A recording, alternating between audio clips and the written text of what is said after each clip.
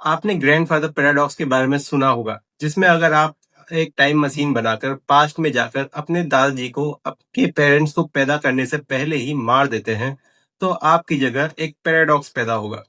जिससे पैराडॉक्स में यह सवाल उठता है कि अगर आप पैदा ही नहीं हुए तो टाइम मशीन इन्वेंट किसने की? और अगर नहीं की तो आपके दादाजी को किसने मारा? इसका सबसे परफेक्ट आंसर मुझे मिल चुका है और आप बिलीव नहीं करेंगे, इसका आंसर मुझे एक वेब सीरीज से मिला है, जो आप लोग गेस कर सकते हैं कि यह वेब सीरीज कौन सी होगी। तो वो वेब सीरीज है डार्क। अगर आपने इस जर्मन वेब सीरीज को नहीं देखा है तो कॉन्ग्रेट्स, आपने अपने दिमाग का ब्लेंडर होने से बचा लिया है। अगर आप उन लोगों में से हैं जिन्होंने इस वेब सीरीज को देखा है तो आपको पता होगा कि यह वेब सीरीज कैसे खत्म होती है। जब वॉचमेकर एच.जी. हॉस अपनी फैमिली को कार एक्सीडेंट में खोने के बाद एक टाइम मशीन को इन्वेंट करता है, मगर जैसे ही वॉचमेकर टाइम मशीन को एक्टिवेट करता है, तो दो नई time branches, Martha time branch और जोनास टाइम ब्रांच एग्जिस्टेंस में आ जाती है। और ये दोनों ही ब्रोकन वर्ल्ड्स थे जो कि अपने वर्ल्ड के डिस्ट्रक्शन लूप में फंसे हुए थे। उन्हें तो कभी एग्जिस्ट ही नहीं करना चाहिए था, तो इसीलिए वह ओरिजिनल वॉचमेकर की टाइमलाइन में जाकर वॉचमेकर की फैमिली को बचाकर अपनी वर्ल्ड ब्रांच को सेक्रीफाइस कर देते हैं।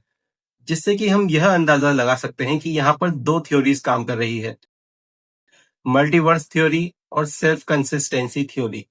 मल्टीवर्स थ्योरी आपको पता ही है क्या होती है। एमसीयू की दया से इसमें एक से ज्यादा टाइमलाइन एग्जिस्ट करती है, मगर डार्क के अंदर इसके ऊपर भी एक थ्योरी वर्क करती है, जो कि है सेल्फ कंसिस्टेंसी थ्योरी, जिसमें यूनिवर्स आपको वापस ऐसे मोड़ पर लाकर रख देगा जहां आपको पता चलेगा कि कुछ भी बदला नहीं जा सकता, और एंड में एक लूप में आकर यूनिवर्स आपको कभी टाइम ट्रेवल करने ही नहीं देगा। मतलब आप टाइम ट्रेवल करके पास्ट में जा सकते हैं, जिससे आपको लगे कि आपके पास फ्री विल है, मगर उसमें आपकी फ्री विल नहीं होगी। आपकी फ्री विल को यूनिवर्स कंट्रोल करेगा, जिससे कि आप कभी अपने दादाजी को मार ही ना सके। इस बात की सिमिलरिटी आप लोकी के सीजन 2 में भी देख सकते हैं, जहां लोकी ब्रांच टाइमलाइंस को बचाने के लिए कितनी भी कोशिश करे, मगर वह उन्हें नहीं बचा पाता।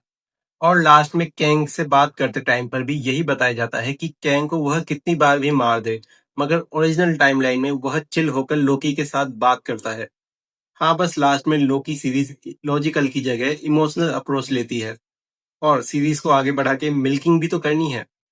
होपफुली मैं अपने थॉट्स को आपके साथ अच्छे से शेयर कर पाया हूँ। और हाँ, यह थॉट मुझे कुछ ऐसे आया था।